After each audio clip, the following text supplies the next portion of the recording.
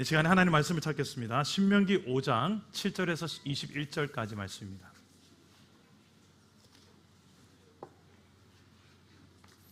신명기 5장 7절에서 21절까지의 말씀을 한 절씩 교독하겠습니다. 269페이지에 있습니다. 구약성경 신명기 5장 7절에서 21절까지 제가 먼저 7절을 읽겠습니다. 나 외에는 다른 신들을 네게 두지 말지니라.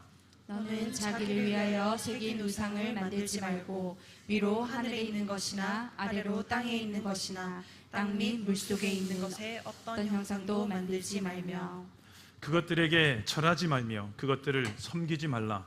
나 네 하나님 여호와는 질투하는 하나님인즉 나를 미워하는 자의 죄를 갚되 아버지로부터 아들에게로 4대까지 이르게 하거니와 나를 사랑하고 내 계명을 지키는 자에게는 1000대까지 은혜를 베푸느니라. 너는 네 하나님 여호와의 이름을 망령되이 일컫지 말라. 나 여호와는 내 이름을 망령되이 일컫는 자를 죄 없는 줄로 인정하지 아니하리라. 내 하나님 여호와가 네게 명령한 대로 안식일을 지켜 거룩하게 하라. 엿새 동안은 힘써 네 모든 일을 행할 것이나 일곱째 날은 내 하나님 여호와의 안식일인즉 너나 내 아들이나 내 딸이나 내 남종이나 내 여종이나 내 소나 내 낙이나 내 모든 가축이나 내 문 안에 유하는 객이라도 아무 일도 하지 못하게 하고 내 남종이나 내 여종에게 너같이 안식하게 할지니라. 너는 기억하라. 네가 애굽 땅에서 종이 되었더니 네 하나님 여호와가 강한 손과 편팔로 거기서 너를 인도하여 내었나니 그러므로 네 하나님 여호와가 네게 명령하여 안식일을 지키라 하느니라. 너는 내 하나님 여호와께서 명령한 대로 내 부모를 공경하라. 그리하면 내 하나님 여호와가 내게 준 땅에서 내 생명이 길고 복을 누리니라. 살인하지 말지니라. 간음하지 말지니라. 도둑질하지 말지니라. 내 이웃에 대하여 거짓 증거하지 말지니라. 네 이웃의 아내를 탐내지 말지니라. 네 이웃의 집이나 그의 밭이나 그의 남종이나 그의 여종이나 그의 소나 그의 낙이나 네 이웃의 모든 소유를 탐내지 말지니라. 아멘. 오늘 말씀으로 우리에게 찾아오시는 하나님 만나기를 축복합니다. 우리 말투를 들으면 어디 사람인지를 알 수가 있습니다. 여러분 이마트 한번 해보시겠습니까? 이마트. 자, 저 윗지방에서 내려오신 분들, 고향 윗지방이신 분들은 이마트랍니다. 근데 우리 대구 사람들은 이마트라고 합니다. 그래서 우리 이마트 가자, 제가 잘 안 되네요. 서울 분들 좀 해주실래요? 이마트 가자 하시는 분들은 집사님 우리 이마트 갑시다 이러고 우리는 이마트 갑시다. 아, 저분은 위쪽에서 오신 분이구나. 외국 사람이 오면 외국말을 쓰니까 그 나라가 대충 우리나라는 아니구나. 미국 쪽인가? 저 인도 쪽인가? 아무튼 외국 사람은 그 말을 들으면 알 수 있죠. 요 정도는 우리가 알아볼 수 있습니다. 그런데 쉽게 알아차리기 힘든 게 있어요. 그 외국 사람이 사는 그 나라가 어떤 나라일까? 그 나라는 주식을 뭐로 먹고 살고 또 특별히 어떤 것은 행하지 않고 이런 그 나라 사는 문화는 우리가 쉽게 알아차릴 수가 없습니다. 그래서 그 나라가 어떤 나라인가를 알려면 그 나라가 민주주의 국가인가 공산주의 국가인가 이슬람 국가인가 이걸 알려면 제일 좋은 방법이 있습니다. 그 나라의 인터넷 검색 그것도 좋은데 그 나라의 법을 알면 되죠. 그죠? 그 나라의 법을 알아보면 됩니다. 여러분 제가 국기를 좀 가져와 봤는데요. 여러분 이 국기가 어느 나라 국기인지 한번 맞춰보시기 바랍니다. 자, 위에서 왼쪽 거 저기 별과 초승달이 있는데 저기는 어느 나라 국기일까요? 예? 아닙니다. 튀르키 아닙니다. 저도 처음에 터키로 생각해. 어디? 예, 많이 맞췄어요. 맨 왼쪽 위에 게 뭐죠? 저기가 싱가포르이네, 싱가포르. 자, 싱가포르는 이런 법이 있어요. 껌 알죠? 껌을 판매하는 것을 금지하는 법이 있습니다. 알고 계셨어요? 싱가포르에서 혹시라도 껌 들고 가가지고 껌 씹다가 길거리 뱉잖아요. 그럼 벌금이 생각보다 비싸, 몇십만 원입니다. 왜 그럴까요? 싱가포르 하면 깨끗한 나라로 유명하죠. 그러니까 이거 껌도 안 팔아.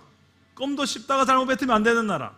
그 정도로 싱가포르는 법을 보니까 이 나라는 깨끗함을 추구한 나라구나.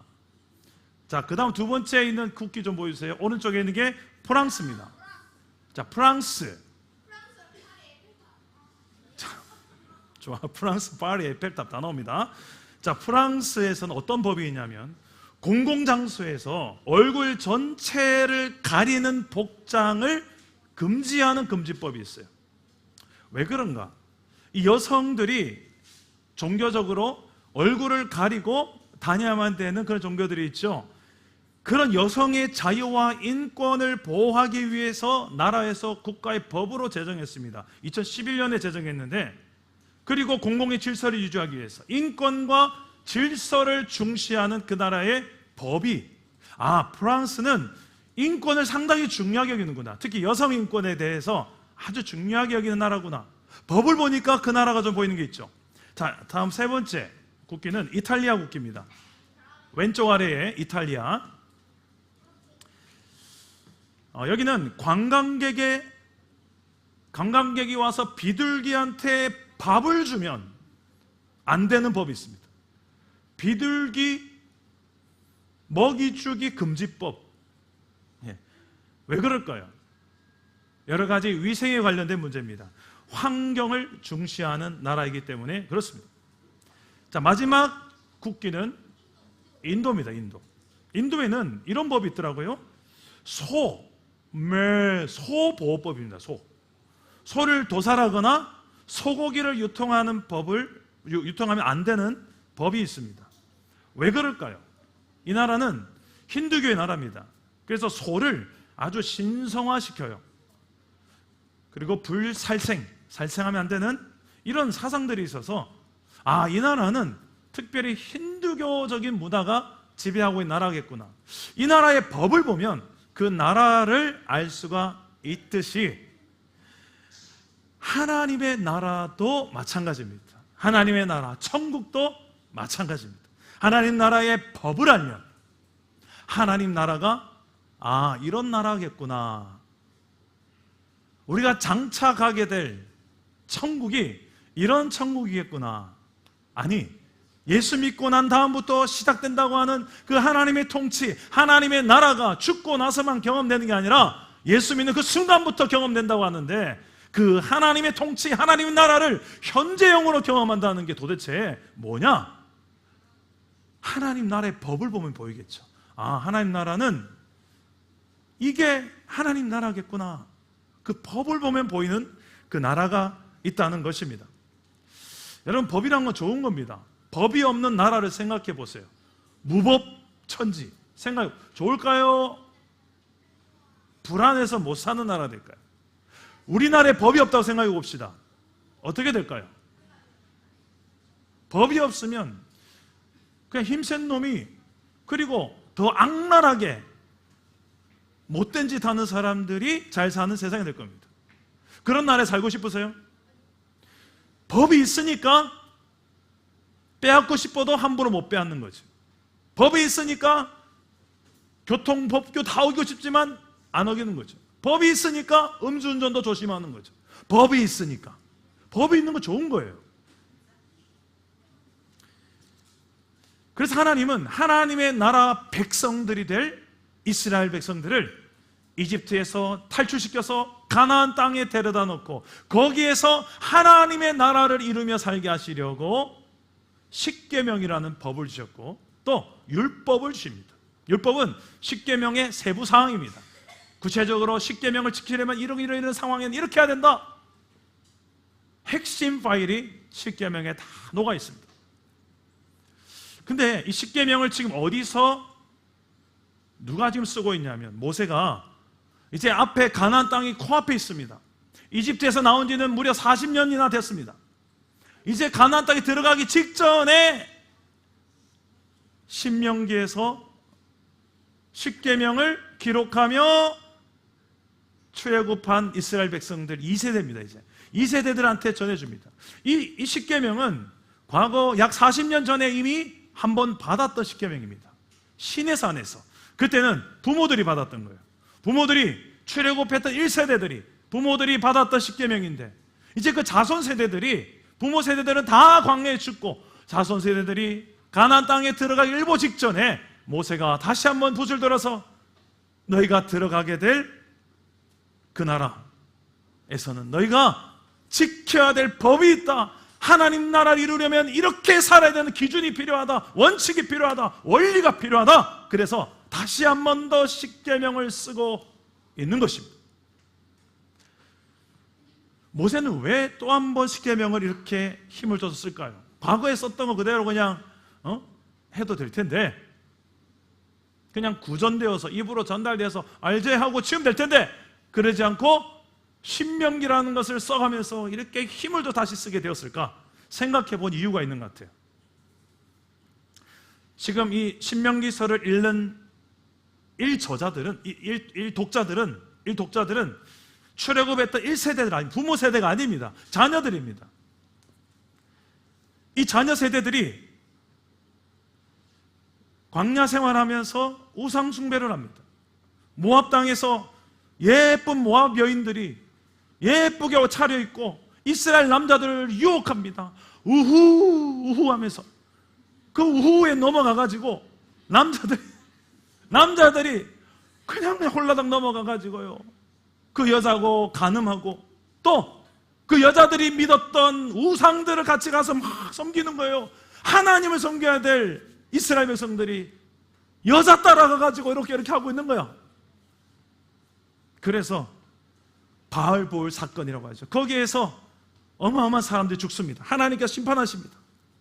근데 이거는 출애굽 2세대만이 우상을 숭배한 것이 아니라 그 부모 세대도 출애굽하자마자 한 2개월쯤 되었을 때 모세가 잠깐 자리를 비운 사이, 하나님께 십계명을 바르들어 시내산 올라간 사이에 금송아지를 만들어 놓고 또 거기에서 또 빌고 있습니다. 그 춤추고 있습니다. 부모나 자녀나 우상을 숭배했던 전적들이 있는 이스라엘, 연약함이 있는 이스라엘입니다. 이제 가나안 땅에 들어가기 일보 직전인데 이 백성들을 보니 부모나 자녀나 다 실수천지야. 실수. 또 넘어진 사람. 그 모세 심정이 어떻겠습니까? 모세는 내가 같이 데려가서 제대로 단돌이 시키고 이러고 싶은데 모세는 못 들어갑니다. 하나님께서 너는 못 가. 그 모세 심정이 어떨까요? 그 심정으로 쓴 게 신명기입니다. 그 신명기로 십계명을 다시 한 번 더 쓰면서 너희가 그 나라에 들어가거든 이렇게 살아야 된다. 그래야 하나님의 나라가 이루어지지. 오늘 이 십계명을 다시 한 번 더 이제는 오늘날 살아가는 저와 여러분에게 주어집니다. 우리가 사는 시대는 유혹과 영적 전쟁이 없습니까? 스마트폰 하나만으로도 얼마나 많은 죄의 유혹들이 내 앞에서 너무 손쉽게 내 마음을 빼앗고 나를 죄로 끌려가게 만들고 너무나도 쉽게 죄에 우리는 노출되기 쉬운 시대를 살아가고 있습니다. 마귀의 공격이 어느 때보다 심각한 시대를 살고 있습니다. 그게 죄인들도 모르고 끌려가는 것도 많고요. 우리 한 주간만 뒤돌아봐도 그렇습니다. 이런 시대 속에 우리가 지금 이스라엘 백성과 다를 바가 뭐가 있겠습니까? 저와 여러분같이 연약한 사람들을, 예배당만 나가면 싹 잊어버리는 우리들을 모세의 심정으로 다시 한 번 더 신명기를 누가 읽어야 되겠습니까? 저와 여러분 읽어야 되는 거예요. 모세의 심정으로. 누구보다 우리가 약합니다. 이스라엘 백성들이 약한 것만 우리가 아이고야 또 넘어지 이럴 게 아니라 알고 보니 우리잖아요. 우리가 그러잖아요. 그런 우리를 향하여서 절박한 심정으로 우리는 그냥 가만 놔두면 우리 죄로 가고 가만 놔두면 넘어지는 가는 길로 각자 제 길로 가는 그런 양과 같은 연약한 기질이 있는데, 이런 우리를 하나님은 이 신명기 말씀으로 우리를 다시 한 번 더 하나님 나라의 기준으로 너희는 서야 될 백성이다. 십계명은 그래서 중요합니다. 오늘 이 십계명 속에서 하나님의 나라 백성된, 예수를 믿음으로 하나님 나라 자녀되고 백성된 저와 여러분에게도 절박한 심정으로 우리가 이 세상, 험난한 세상 속에서 어떻게 살아가야지 유혹에 넘어지지 않고 하나님 나라 백성으로 정체성을 지키며 그 나라를 이루고 그 나라를 증거하고 그 나라를 확장하며 살아갈 수 있을지를 발견하시기를 바랍니다. 첫째로 십계명을 통해 하나님 나라 백성된 우리에게 마땅한 삶이 있습니다.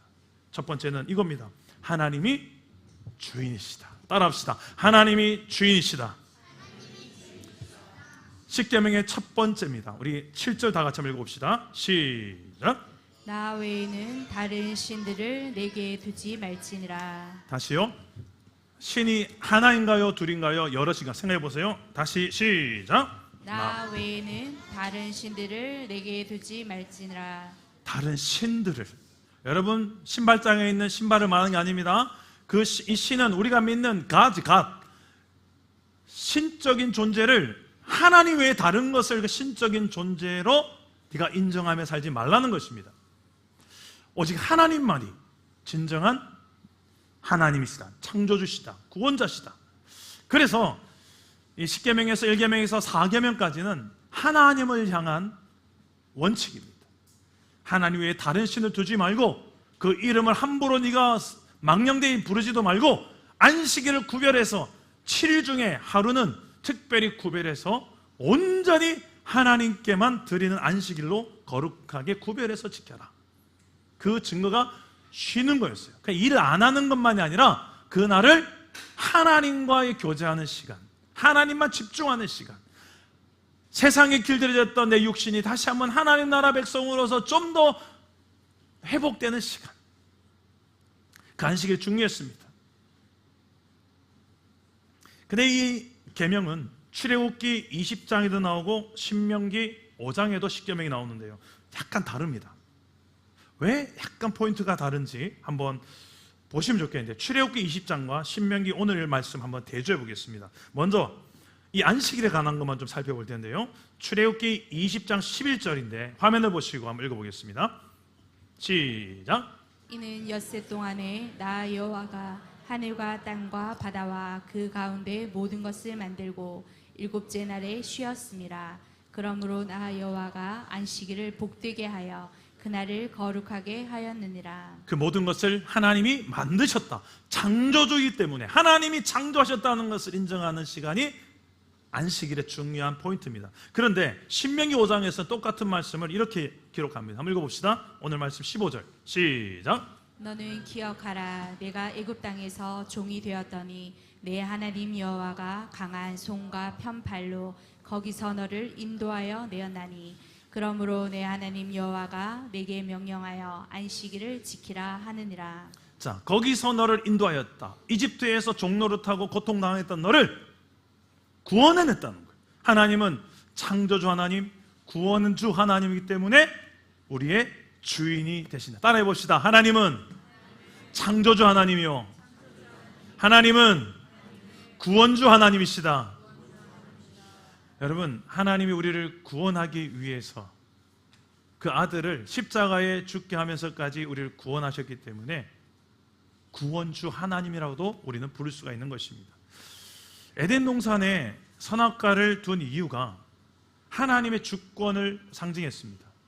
다른 건 다 먹되 이건 먹지 마라, 기억해라. 그걸 볼 때마다 네가 주인이 아니라는 것을, 너는 청직이다, 기억해라. 너는 창조자가 아니다. 넌 피조물이다.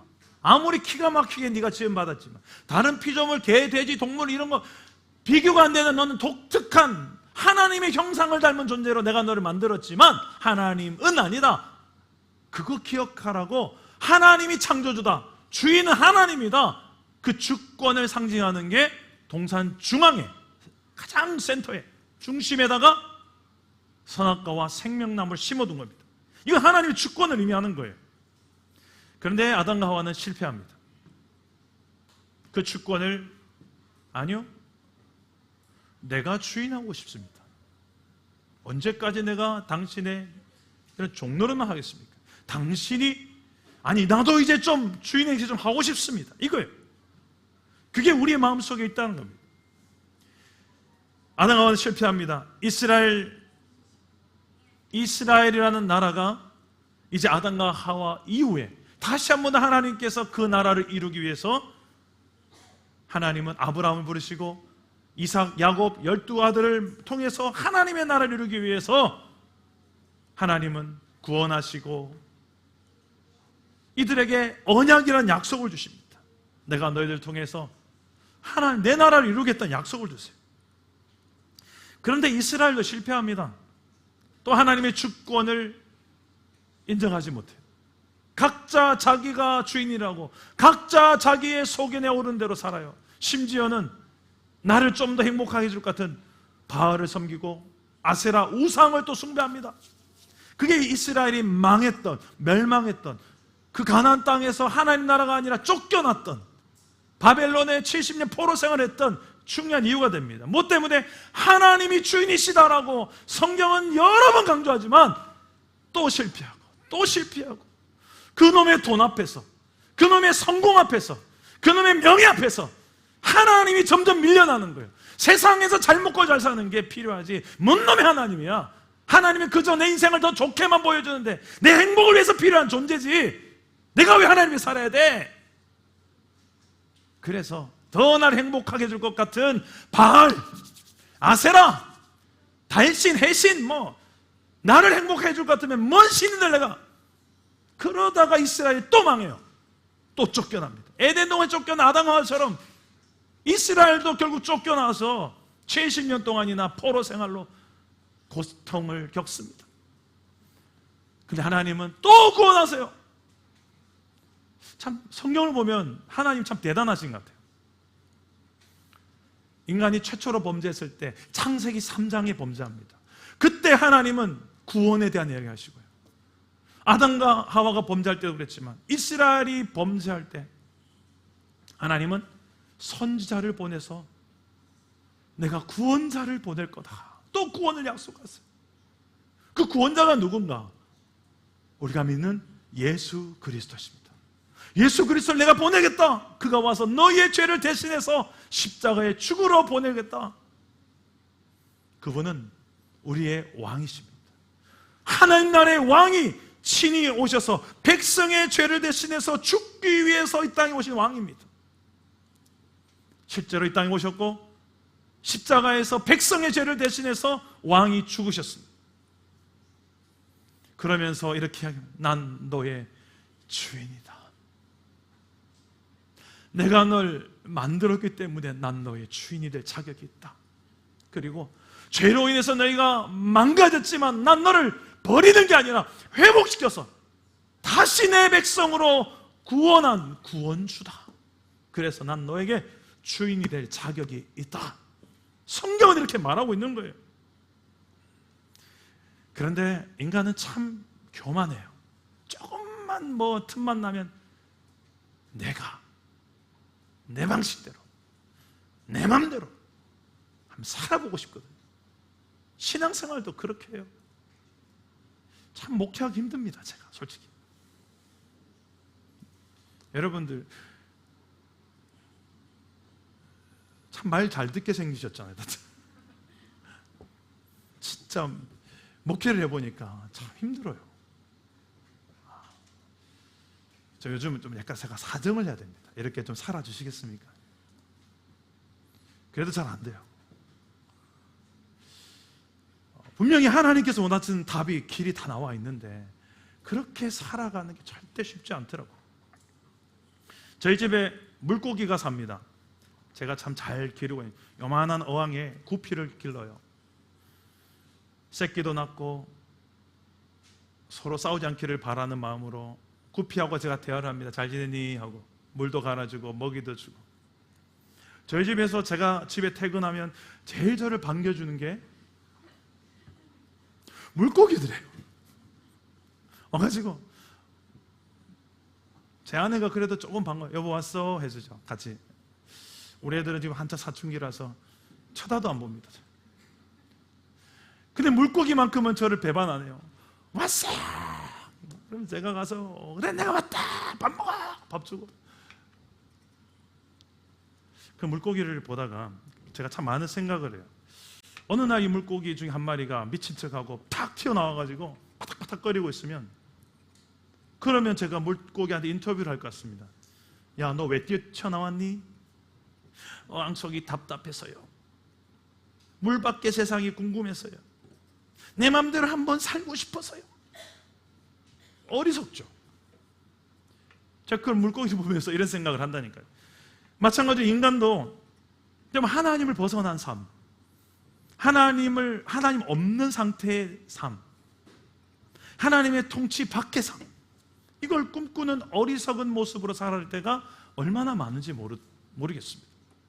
내 맘대로, 내 뜻대로, 내가 주인 되어서 내 왕국을 이루는 내 가정, 어느 누구도 건들지 못하는 딱 우리의 로망일 때가 있습니다.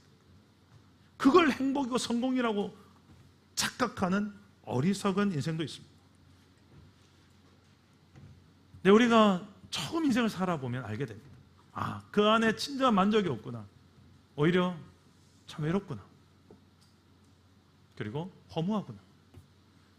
또 염려와 두려움이 이상하다, 가졌는데, 누구보다 좀 더 많이 가졌는데 왜 내 안에 이런 염려와 두려움은 해결되지 않을까? 그러고 삽니다. 다시 내 인생의 주인을 찾아야 되는 줄 믿으시기를 바랍니다. 오늘 찬양 가운데서도 여호와께 돌아가자, 여호와께 돌아가자. 그래야 우리 인생은 진정한 행복과 만족이 주 안에서, 주인을 알아보는 상태로 살아갈 때, 내 인생을 만드신 분이 하나님이시죠? 저 이제 알아요. 저 이제 그걸 믿고 살래요. 저를 구원하신 분이 하나님이시죠? 예수님 통해서 구원하면 하나님이시죠? 제가 그거 알아요. 그렇게 사는 게 진정한 행복인 줄 믿으시기를 바랍니다. 둘째로 이 십계명에는 하나님의 나라 백성된 우리에게 삶의 원리가 무엇인지를 말해주는데요, 이렇게 말합니다. 하나님을 사랑하라고. 따라합시다. 하나님을 사랑하라. 8절에서 10절입니다. 우리 다 같이 한번 읽어봅시다. 시작. 너는 자기를 위하여 새긴 우상을 만들지 말고 위로 하늘에 있는 것이나 아래로 땅에 있는 것이나 땅 및 물속에 있는 것들 어떤 형상도 만들지 말며 그것들에게 절하지 말며 그것들을 섬기지 말라. 나 내 하나님 여호와는 질투하는 하나님인즉 나를 미워하는 자의 죄를 갚되 아버지로부터 아들에게로 3, 4대까지 이르게 하거니와 나를 사랑하고 내 계명을 지키는 자에게는 1000대까지 은혜를 베푸느니라.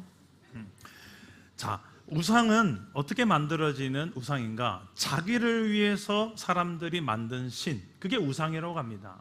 그래서 내가 만든 신, 이게 참신일까요? 어떻게 내가 신을 만듭니까? 그렇게 혹시라도 만들어지더라도 그건 신이라 할 수 없겠죠. 이 연약한 내가 뭘 어떻게 신을 만듭니까? 한마디로 가짜 신입니다. 짝퉁 신입니다. 왜 이런 가짜 신, 짝퉁 신을 만들어 놓고 우리는 믿습니다 하고 절하고 예배하고 그러는 걸까요? 세상에는 그런 짝퉁 신이 너무너무 많습니다. 이런 우상 숭배 행위를 하나님은 미워하신다, 죄다 라고 말씀하시는데요, 우상 숭배의 죄에 대해서 하나님이 진노하시는 가장 중요한 이유가 오늘 말씀에 나옵니다. 바로 하나님은 질투하시는 하나님이시다. 질투, 여러분 질투해 보셨죠? 질투는 근데 생각해 보니까 우리가 아무한테나 질투심이 발동되지 않습니다. 내가 누군가를 사랑할 때에, 그 사랑하는, 내가 장로님을 너무 사랑하는데 장로님이 저한테는 관심 1도 없고 최민수 지사님만 늘 찾는 거예요. 등산 가고 막. 저한테는 등산 가자면 한 번도 안 하시면서. 근데 내가 장로를 너무 사랑하는데 나한테 한 번 말도 할 것 같은데. 그 제가 이렇게 마음 서운한 거예요. 진심 아니고요. 예. 예. 이런 게, 내가 장로님을 사랑 안 하면요, 장로님 간들만들 뭐 등산 잘 가세요 그러겠죠. 근데 나한테 관심을 안 주시는 거야. 내가 사랑하는데 돌아오는 메아리가 없어. 그때 발동되는 게 뭐다? 질투라는 거야. 하나님 우리를 향해 질투하신대요. 하나님이 어떻게 우리를 사랑하시는가 성경에 보니까 어마무시하게 사랑하는 거예요. 로마서 5장에 보니까 우리가 아직 연약할 때 사랑해서 그 아들 예수를 십자가에 죽였다고 그러고요. 우리가 아직 죄인 되었을 때, 의인이 아니라 죄인으로 죄 가운데 살아갈 때 우리를 대신해서 그 아들을 예수를 십자가에 매달아 죽였다고 그러고요. 우리가 하나님과 원수, 철천지 원수처럼 등 돌리고 살아갈 때 내가 널 사랑해 하고 하나님의 아들을 십자가에 매달아 죽였다고 성경은 기록합니다. 말도 안 되는 사랑이죠. 미친 짓 같은 사랑을 하셨습니다. 여러분 그렇게 사랑하겠습니까? 완전히 절교하죠. 그 사랑으로 난 널 사랑해 하는데 우리는 딴 놈 보고 있어요. 내가 만든 신을 보고 있다니까요. 그러고 이러고 하고 있다니까. 그게 놀랍게도 돈이에요. 그게 놀랍게도 내 자식이야. 내 자식. 내 명예고 내 성공이야. 세상의 짜릿한 쾌락이야. 하나님의 뒤에서 날 보고 이러면 날 좀 봐라. 나 한 번만 봐줄래? 나한테도 한번 연락해 주지 않겠니? 그렇게 딴 데만 연락하지 말고. 하나님께 연락하는 게 뭡니까? 기도.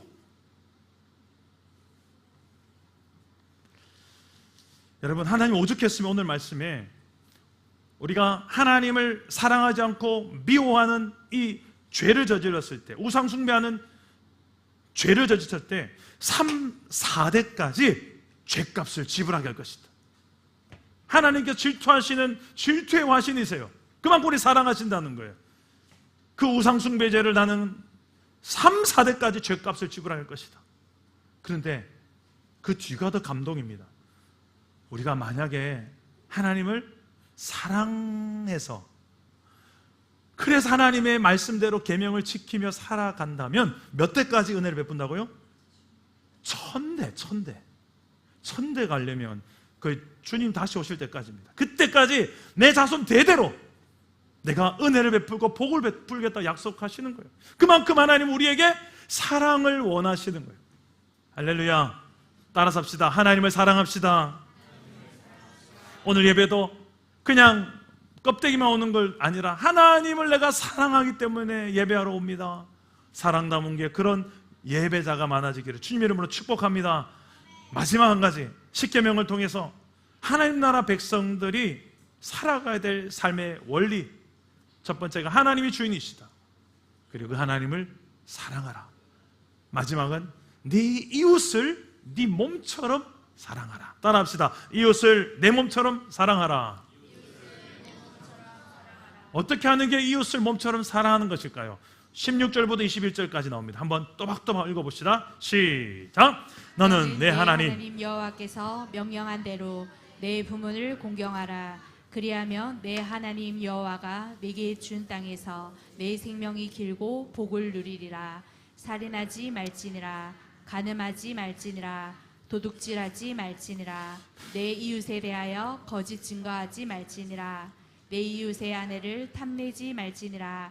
내 이웃의 집이나 그의 밭이나 그의 남종이나 그의 여종이나 그의 소나 그의 낙이나 내 이웃의 모든 소유를 탐내지 말지니라. 아멘. 자, 여기 보면 하라는 것은 한 개고 하지 말라는 게 5개입니다. 이웃을 내 몸처럼 사랑한다는 게 하지 말라, 하지 말라, 하지 말라. 딱 한 가지 하라고 합니다. 뭡니까? 네 부모를 공경입니다. 공격 아닙니다. 부모를 공격하지 마시고 공경하세요. 성경은 그냥 부모라는 이유 자체만으로 공경하라고 합니다. 지금 우리 지용이가 아빠를 공격하고 있습니다. 아빠 성경에 봐, 공격하라. 유일하게 긍정문이에요. 공경하라. 그만큼 부모가 부모를 향한 성경이 얼마나 효도를 성경의 효도는 살아있을 때 효도입니다. 죽고 나서 효도가 아니고요. 살아 계실 때 잘하세요. 죽고 나서 아이고 내가 그때 좀 그런 효도를 성경 말하지 않습니다. 아무리 내가 볼 때 내 기준에 못 미치고 좀 연약해도 부모라는 이유 자체만으로 성경은 공경하라 라고 이야기하는 거예요. 주 안에서 또한 순종하라. 주 안에서. 예수 믿지 마, 이거는 순종하면 안 되죠. 그 외에 주 안에서 할 수 있는 순종은 다 하라고 성경은 말해요. 성경만큼, 기독교만큼 효도를 강조하는 종교가 어디 있을까요? 세상에. 단 제사에 대해서 우리가 엄격하죠. 그렇다고 해서 기독교는 불효하는 종교다. 누가 그럼? 성경을 모르는 사람. 여러분 죽고 나서 여러분의 잘하기를 원하십니까? 자식이? 그런 효도 받고 싶습니까? 아멘 하세요. 그럼 내 죽고 나서 내일 잘해라. 그게 진정한 효도일까요?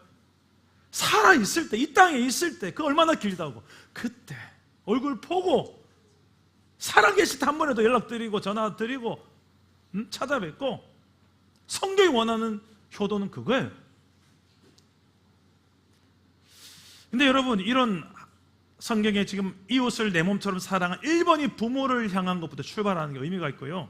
그 다음에 하지 마라, 살인하지 마라, 살인 금지, 간음 금지, 도둑질 금지, 거짓말 금지, 탐심 금지. 이 부정문들을 예수님은 오셔서 긍정문으로 하나로 딱 바꿔버립니다. 뭐라고 바꾸는지 예수님은 십계명을 아주 압축파일로 이렇게 요약하는데요. 마가복음 12장 29절에 31절 한번 보십시다. 시작. 예수께서 대답하시되 첫째는 이것이니 이스라엘아 들으라. 주 곧 우리 하나님은 유일한 주시라. 여기까지요. 다시 한번 보세요. 뭐라고요? 주 곧 우리 하나님은 유일한 자막 유일한 주인이시라는 거예요. 주인. 하나님의 주권, 주인인 걸 성경 십계명에 강조하는 거예요. 첫 번째. 두 번째 30절 읽어봅시다. 시작. 내 마음을 다하고 목숨을 다하고 뜻을 다하고 힘을 다하여 주 너의 하나님을 사랑하라. 자, 이게 두 번째. 하나님을 사랑하라. 어떻게 해요? 마음, 목숨, 뜻을 다하고 힘을 다하여 하나님을 사랑하라. 마지막 십계명, 방금 읽었던 부모부터 해서 이웃에까지 6개를 어떻게 하나로 압축하시는지 31절 읽어봅시다. 시작. 둘째는 이것이니 내 이웃을 내 자신과 같이 사랑하라 하신 것이라. 이보다 더 큰 계명이 없느니라. 자, 이웃을 사랑하되 어떻게 사랑하라고요?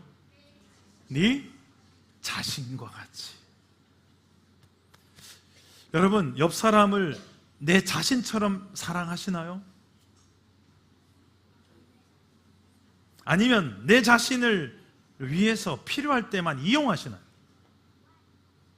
우상을 만드는 이유가 뭐였죠? 내 자신의 필요를 위해서 만드는 게 우상입니다. 나를 위해서 만드는 거. 그게 우상입니다.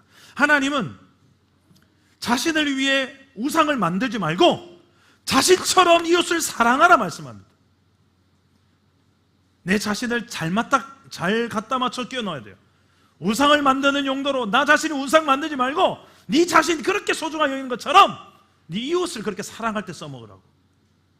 이웃을 향하여 네가 네 몸뚱아리 그렇게 아끼고 네 자존심 아끼고 그렇게 존중받고 싶고 존경받고 싶고 사랑받고 싶어.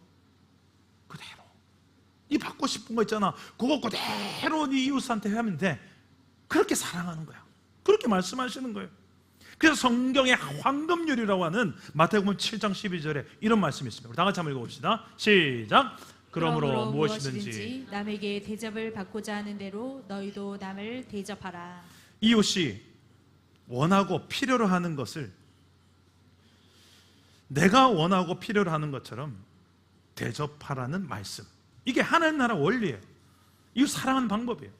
이런 원리로 사는 사람들, 하나님 나라 백성들이라는 겁니다. 이런 사람을 통해서 하나님 나라가 누려지고 증거되고 확장되는 겁니다. 그 사람의 가정이 천국이 됩니다. 이 사람 때문에. 그 사람이 가는 직장 일터가 하나님 나라 됩니다. 학교가, 학생 친구들이 네가 다니는 그 교회 나도 한번 가보자. 이런 일들이 생기는 거예요. 우리 하반기가 이제 개강됩니다. 오늘부터 셀 모임, 양육훈련, 그리고 사역훈련 등등 이제 시작되는데요. 우리의 이제 삶 속에서 하나님 나라의 원리를 2학기 때 잘 작동시켜서 하나님이 주인이시다, 하나님을 마음과 뜻과 정성과 힘을 다해 목숨을 다해 사랑하자. 이웃을 내 몸처럼 나처럼 사랑해보자. 그러면서 할 수 있거든. 로마서 12장 18절 말씀처럼 할 수 있거든. 너희로서는 모든 사람과 더불어 화목하라. 우리의 삶 속에 나 때문에 화목이 깨어진 곳에 이제 화목의 향기가 나기 시작하는 그런 하나님 나라 백성들. 팔복에 이런 말씀이 있죠. 화평케 하는 자는 하나님의 자녀라 일컬음을 받을 것이요. 하나님의 자녀된 권세를 우리에게 주셨는데, 예수 믿는 저와 여러분에게 그 권세를 어디다 써먹느냐? 화목하게 하는 사람들이에요. 그 사람이 가는 곳마다 깨지고 갈라지고 미워하고 막 험담하고 비판하고 정죄하고 이런 것이 그 말이 쑥 사라지게 만드는 사람. 셀 모임 하다가도 한 번씩은 나올 수 있죠. 비판의 소리가 나오고 막 정죄의 소리 나오고 막 그럴 수 있죠, 한 번씩은. 근데 그게 너무 상습적으로 나오고 셀 모임이 좀 분위기가 계속 늘 정치 비판하고 오늘 말씀대로 내가 말씀을 듣고 제가 이렇게 살아봐야 되겠습니다. 그래야 되는데 그게 아니라 늘 깨지는 이야기, 부서진 이야기 많은 그 가운데 희한해요. 그 가운데서도 화목하게 하는, 화평케 하는 사람들은 또 말이 달라요. 그래서 정말 하나님의 나라를 그 사람이 이루는 사람이 있습니다. 십계명에는 이런 하나님의 꿈이 담겨져 있습니다. 너희가 가는 곳마다 하나님의 나라가 이루어졌으면 좋겠다. 하나님이 주인이라는 사실, 창조주, 구원주라는 사실을 너를 통해서 세상이 알아봤으면 좋겠다. 그리고 네가 나를 좀 사랑했으면 좋겠다. 난 질투한 하나님이거든. 난 네 사랑을 다른 놈한테 안 뺏기고 싶거든. 그리고 나만 아니라 너희들끼리도 좀 사랑하는 걸 난 보고 싶다. 할 수 있거든. 모든 사람들과 네가 화목했으면 좋겠다. 네가 그 가운데 들어가서 피스메이커가 되면 좋겠다. 그게 하나님의 자녀라 일컬음을 받을 것이요, 화평케 하는 자는.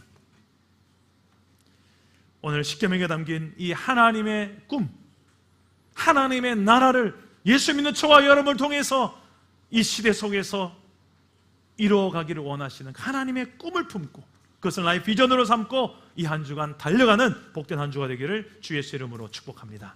우리 함께 찬양하고 기도합시다. 이 세상을 살아가는 동안에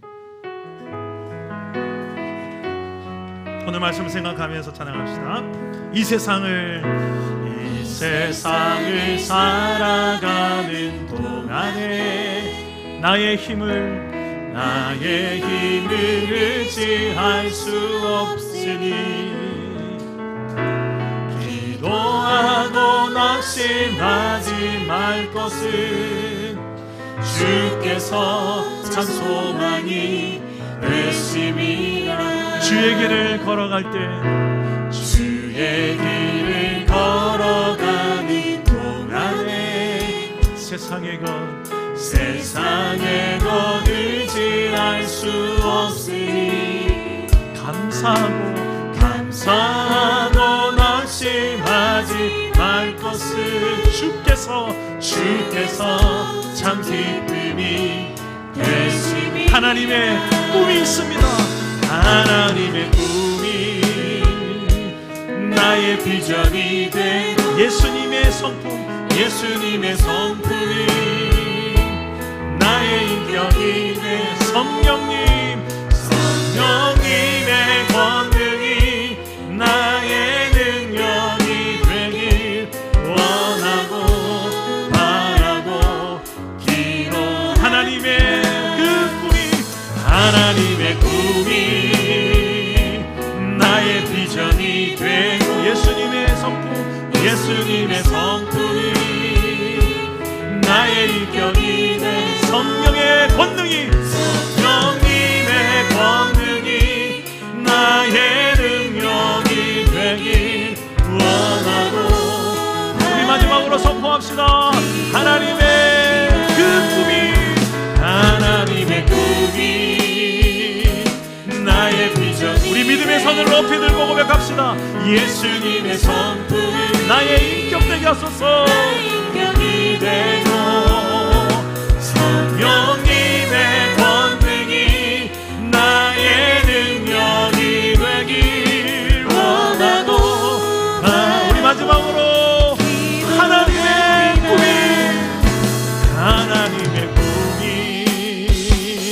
나의 비전이 되고 예수님의 성품이 나의 인격이 되고 성령님의 권능이 나의 능력이 되길 원하고 바라고 기도합니다. 기도합시다. 우리 눈을 감고 기도하실 때 하나님이 그토록 원하시는 꿈을 내가 알아. 그 꿈을 내 삶 속에서 내 인생을 통하여 이루어가게 하여 주옵소서. 그 하나님의 나라를 이 땅 가운데 이루고 싶어 하시는 하나님, 주의 나라가 이 땅 가운데 임하기를 원합니다. 내 삶 가운데, 내 가정에서부터, 내 일터에서부터, 학교에서부터, 우리 사랑 담은 교회에서부터 이루어지게 하여 달라고.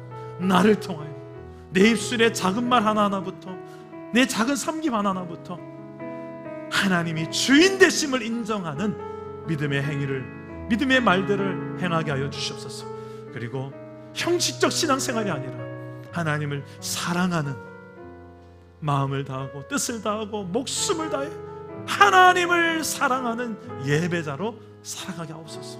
그리고 내 이웃을 내 몸처럼 아끼고 사랑할 수 있도록, 내가 정말 받고 싶은 것처럼 저 사람에게도 줄 수 있는 그런 진정한 사랑이 나를 통해 흘러가는 사랑 담은 교회, 그 하나님의 사랑을 담아서 한 영혼 가정 다음 세대를 살리고 제자 삼는 교회 나로 삼아달라고 우리 이 시간 기도하실 때에 저를 따라 기도하겠습니다. 주여 은혜를 주옵소서. 주여 믿음을 주옵소서. 주여 꿈을 주옵소서. 기도합니다.